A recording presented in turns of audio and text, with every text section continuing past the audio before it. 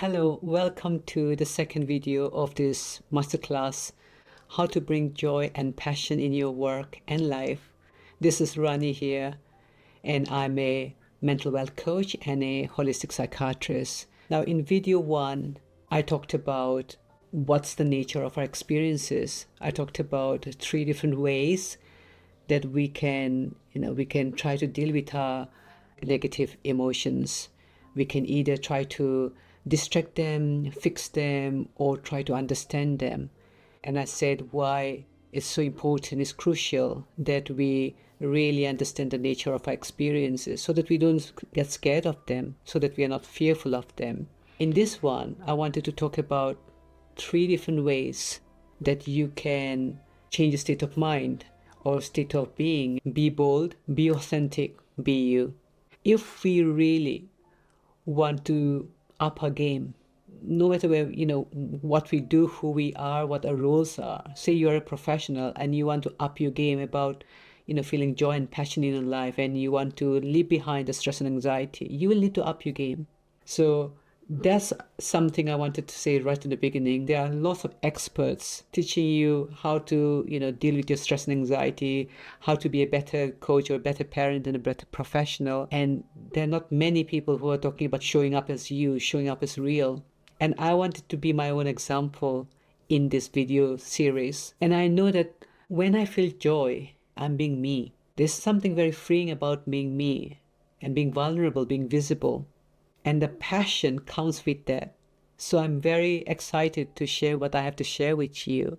And this is what I want you to get. And if you don't take anything else, just get that one about how important it is to be authentic and, audacious and just be you. I think we'll all agree that when we are trying to change a state of being, we are trying to do it for someone else maybe, or so maybe people won't judge us. But if you really want to do it for you, that's great. And that's what I'm going to, tell you now. The first one is about being an observer.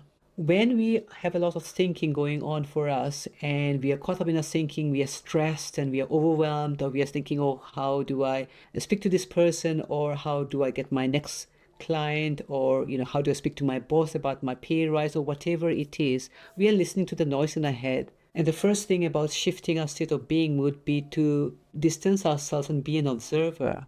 Observer thinking without any judgment, without making ourselves right or wrong, but just observing.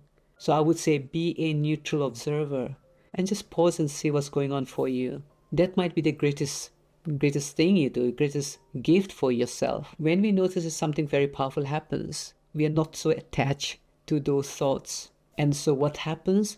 Our state of being shifts. So that's the first one I would say about shifting your state of being. The second one I want to talk about is understanding. And I use the analogy of the sky and the clouds. The sky is constant. The clouds are not. They are not constant. They're dynamic. They come from nowhere. They just form to be clouds, and then they stay for some time and then they go. Our experiences, all our negative experiences, or our experiences in general, our thoughts, our feelings, the sensations we have, memories, flashbacks, anything, they are like the clouds passing by. They come from nowhere sometimes, and they form, they become bigger, but at some point they leave. When we know that's the nature of experiences, that's the nature of thoughts, that's the nature of our stressful feelings, we don't have to resist those, knowing that they will pass. And genuinely they pass. It's about noticing it, it's about experimenting and see if this makes sense to you. But the most important thing in this tip, is that rather than focusing on your thoughts, on your unpleasant experiences, or trying to fix them, trying to solve your problems, turn your focus to what's constant, what's already there. And what I'm meaning here is the constant sky. So imagine that you are the sky, the real you, the true self, or however you want to say it, your true essence. That's not going anywhere, that's not changing. Your experiences are changing, the clouds do come and go, but who you are is and doesn't change. And it is not affected by the stress, by the circumstances, by your boss, whatever it is. having this understanding is really key to shifting our state of being, because we might get pulled into those clouds of thinking and stressful thinking, and we think there's no way out. How can I feel joy and how can I feel passionate about my work or my life? But when we detach and when we realize that I am not those clouds, I'm not those feelings, I'm not those thinking, when you know that who you truly are, your essence is not shifting, and you can call it my core or whatever you like, that doesn't shift. And then you get, you bounce back, you feel the resilience. The final point as to how you can change your state of being is by asking a very powerful question. Who am I being in this moment? When we slow down and ask ourselves these questions, who am I being in this moment? Again, no judgment, but we realize that that's not how we want to go about life. We don't want to create stress. We don't want to create anger. And, maybe who I'm being in this moment is I am just being anxious. And that's not what I want to show up as. And that also allows us to slow down. When we are feeling very stressed and, say you're going for to do a speech, or, you're going up for a very important job of some kind, and you are like stressed because you're thinking, how am I going to show up, and other people going to like me, and that kind of thing. But then maybe in that moment you are coming up as needy, or you're showing up as needy. And what if we don't need to be needy? What if we can be bold, we can be authentic, we can be me? That's a game changer. That definitely shifts our state of being. So the question is, who am I being in this moment? And if we don't like who we are being in that moment, knowing that we can create another state of being, that's inner power. We can shift that. And that's very powerful for us to see. So you can see, I'm not telling you, oh, do this, do that, go for a walk, do mindfulness exercise, or have a drink, have a bath, that kind of thing. That will come from your wisdom. But when you ask yourself this kind of powerful questions, like who am I being in this moment? And if you don't like that, you know that you can create another state of being that's in your power. You feel more resilient. And you know what happens? When you are not getting sucked into those clouds of worrying and, upset and negative thinking, who you are is joy. Who you are is passion that comes through you. And if this is not amazing, if this is not priceless, if this is not stirring something up in you, I don't know what will. And I really hope you can listen to this or come back to this video again to see if you can hear what I'm pointing to, if you can experience what I'm pointing to. But the answer is this: there's no shortcut, there's no quick fix to getting joy and passion in our life.